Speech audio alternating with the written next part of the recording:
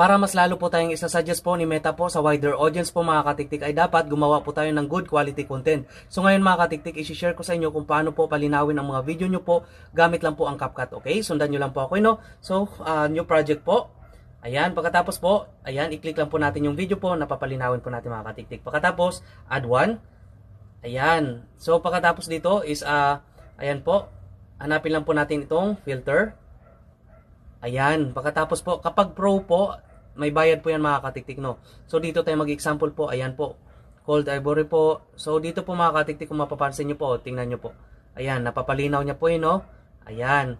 So dito naman po sa pangalawa po, itong glow po, ayan din po. Ayan, napapalinaw niya rin po mga katiktik. So dito naman sa pangatlo po, itong ginagamit ko po is porcelain po mga katiktik, no? So yan ang ginagamit ko po. Kapag gusto niyo na po mga katiktik ay kailangan nyo lang pong i-check po ito.